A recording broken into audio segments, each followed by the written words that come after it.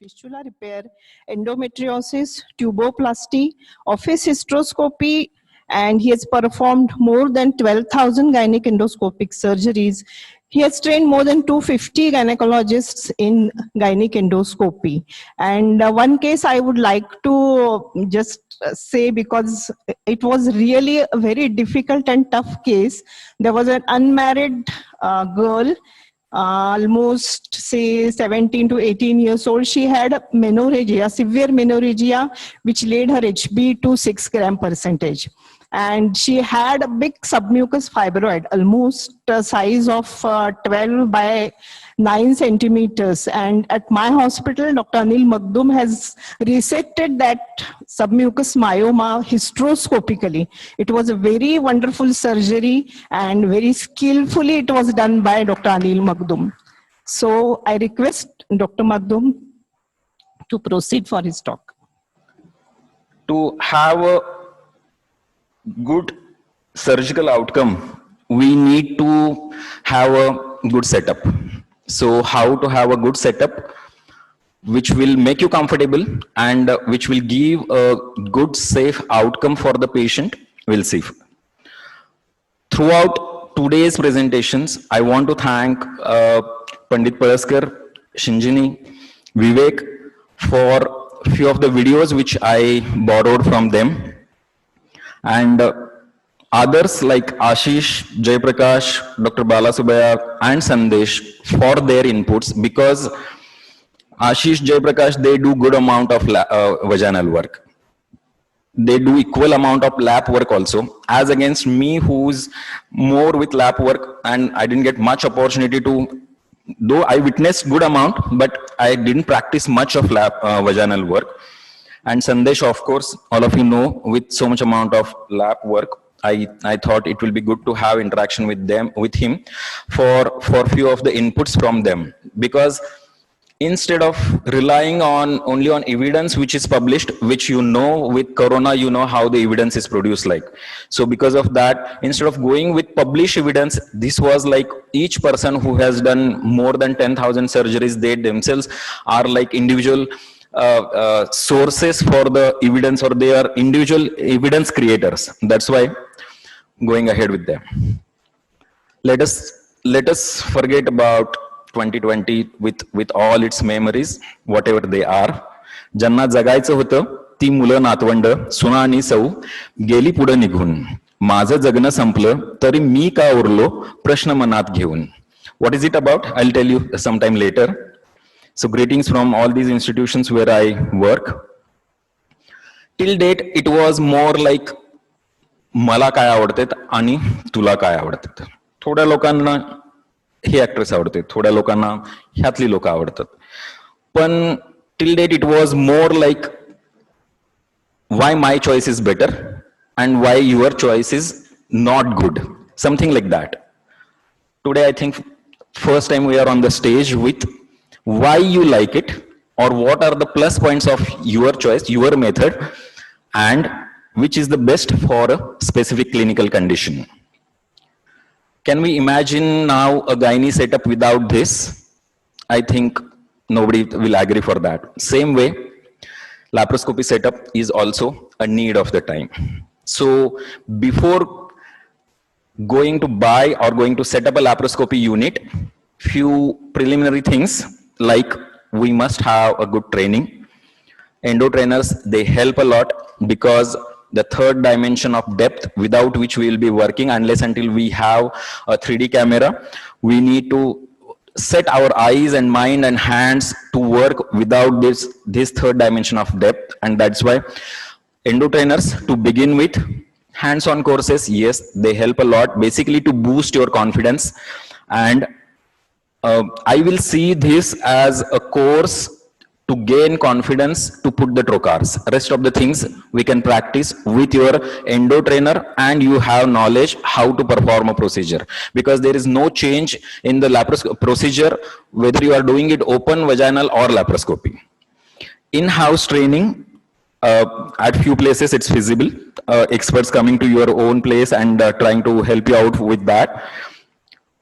When you are doing surgeries, over a period, you should we should continuously update ourselves. Like if we are doing routine work, maybe specific workshops or a specific person in say gyne-onco or say urogynecological procedures or say endometriosis, we need to go and spend time with these specific subspecialties so that we have continuous updates about it. It's not only the surgical skills or techniques, but also about we cannot buy all the instruments, all the gadgets, but definitely when you go and see about all these things at other places, you will have an idea whether these instruments, equipments have a scope at our place or not. And again, I'm coming back to endo trainers, because even if we have a good hand-eye coordination and we are doing good amount of advanced lab work, still endo trainers, they keep them sharpened, they keep the edges always sharp, and that is why endo trainers, it has come again. Laparoscopy, unlike open surgery, is much more with a team, with a good team, and it depends on equal amount with your team as well as with your setup. So to invest or to build up a good team is very, very important. From anesthesia point of view, we must have a good anesthetist and a good workstation. Most of the time we have HD camera, 3D camera, and on other side when you see, we don't have even a workstation. Forget about advanced work. So we don't have a CO2 monitor. So all these things should be taken into consideration if we want to go or venture into high-end surgeries. Regular training, and first of all, train the OT technicians from your perspective. Most of us, we don't have any qualified people, but whoever we got, we train them as per our needs, and regularly we keep them updating. In a sense, when they come with us for workshops, they understand, they realize what are the other things which we are not doing. On many occasions, my technician will keep telling, हे आपल्याकडे नाही आहेत, किंवा ते कसं काम करतात, म्हणजे he even keeps me telling, ह्याच्यामध्ये septum आहे काय? So his thinking has started already in the way we are working as a team. So that common thinking as a team is very, very important. Scrub persons, yes, because it is not only the person who is looking after the instruments, but looking after the gadgets on your trolley, also important. And not a rescuer, but when you most of us, we work in individual setups, so we won't have the other specialty or subspecialty people with us in house. So we need to have a tie-up, or not type exactly, we should know people who can help us out in particular situation. Like if any complicated bladder injury, maybe with advanced work we'll be able to suture bladder, but if it is near trigone, or if it needs ureteric implantation, or if it is you are in doubt about ureter, then in all those cases we should have a urologist, or for complex bowel injury, a surgeon with you. And sometimes another gynec endoscopic surgeon, though he or she may be equally skilled, but it just keeps boosting your moral, and the teamwork helps to come out of that crisis very well, and that reduces the stress level, the responsibility. That is why he or she plays an equal role in this rescuer team. Coming to equipments, optics should be of the highest possible quality. As of now, it should not be less than HD system, if possible 3D. Most of the multi-specialty, we should think about, ask them to push for 3D setups, because it's been proven, and we ourselves feel or see the complications which we had with single chip, they are not there, or with advanced camera system, with advanced optics, it is much lesser. The learning curve of laparoscopy is much smaller or shorter with 3D. Optics, a wide range of optics, but depending on our workload and what kind of surgeries we are going to tackle with, we can choose, but at least 2.9, 5 mm and 10 mm, these three telescopes should be there. 0 degree or 30 degree, individual choice, but whatever a 30 degree can do, 0 degree cannot do. Whatever 0 degree can do, all that work can be done with 30 degree. So think about it before you invest for that. Entry, the most crucial step in laparoscopy. For that, this is the second place where I will urge or I will push you for some good trocar. Let me first of all disclose, I'm not promoting any company, but I feel whatever trocars I have used at least 4 to 5 types of local companies and 2 or 3 imported companies. So out of all these, I'm using right now Stores and Maxer, and both of them, they are doing fantastic work. And even when outside I go, and they have these trocars since ages, maybe 15-20 years, and they are still as sharp as they were earlier, unless until it is damaged because of fall or mechanical trauma. So at least what they are exorbitantly costly. Each one will cost you not less than 45-50,000 bucks. But in that you can buy so many of local trocars. But whatever that 45,000 trocar will do, that safety, the precision which it gives, it's unparalleled. Because the most common thing which I felt was the outer sleeve and the inner trocar. There is a mismatch between the diameter of these two, and because of that, whenever you are putting a trocar, that smooth flow, it is not there. It is jerky moments which can create troubles in difficult situations where the abdomen is quite tough in those cases. That's why one investment should go for these good trocars. There are various grips which we use. So when you are selecting hand instruments, most important thing which you should think about is whether you are comfortable with the various grips we are used to, and the ratchets, because all these ratchets, they are not smooth one to operate. So what, I will say keep trying. Once you try with 2-3 handle types, then you will have an idea which one goes well for you, and make sure all these hand instruments are autoclavable. Non-autoclavable instruments, they don't have any role for us.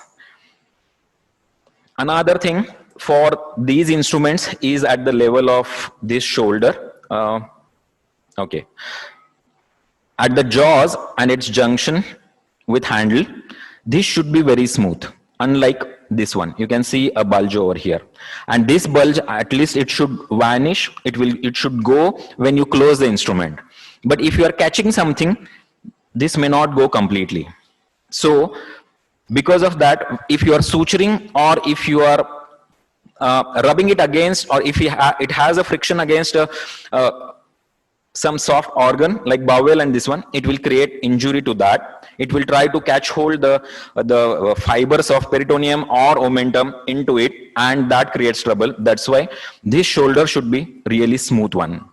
Scissors, whichever company you buy, it's going to become blunt over a period, but investing in a good scissor is always good, because scissor most of the time we use for bowel adhesive lysis or ureteric adhesive lysis, those kind of things where you are going to operate with or against very vital organs, and that's why it must be of good quality. Imagine a grasper which is trying to cut, but a scissor with which you are trying to cut a fallopian tube for tuboplasty, and it's not cutting properly. Whatever skills you have, the tube has already damaged because of your scissors, not because of your technique or your lesser skills. That is why we must have a good scissor. Microline or Applied Medicals, they have good sharp scissors which last longer. Different types of needle holders, whichever suits you, go for it. With pistol shot handle, the lower one in the picture, you get your hand becomes it is much more ergonomic. You need not hold the needle holder like this, but as against that, it has limitation of the movements. It won't rotate through 360 like the one with straight handles. Also, Whether you want to have a curved jaw or a straight jaw depends on you, with which you are most maximum used to. If we get a non-magnetic tip, that is great, but those are really costly affairs. So 6-0 sutures, they try to stick with the electromagnetic forces at the tip of the needles. And most important thing, while cleaning, all these gadgets except needle holder, we should be able to dismantle it properly so that we can clean it well and we can reuse it again for the next. Our equipment set or our setup will not be complete without these nowadays, either for morcellation bag or an endo bag to retrieve the ovarian samples. Till date, we were thinking that the recording unit is basically to give it to the patient and so that they can use that data when they go to other people. But I feel it is for improvement of ourselves.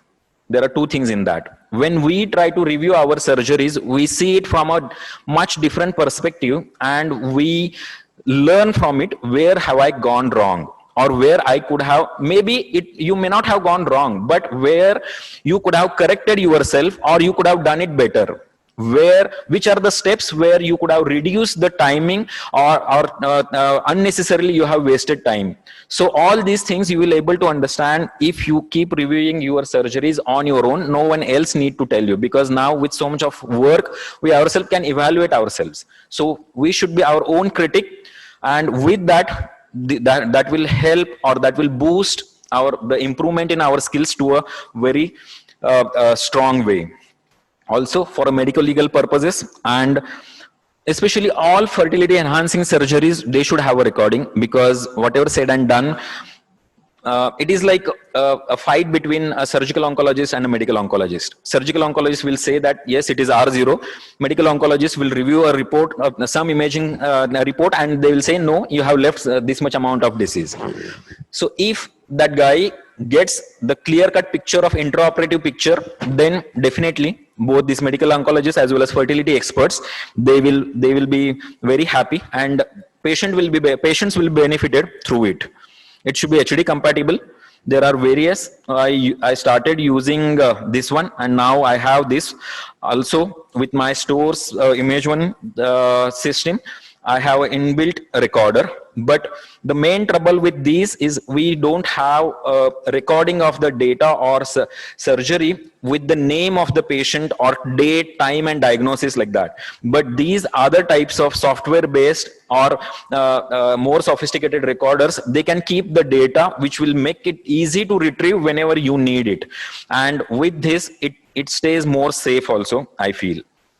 So this is Sandesh YouTube video. Maybe whenever you get time, you can go through it so that you will have little more details about how to set up a laparoscopy unit. Thank you very much.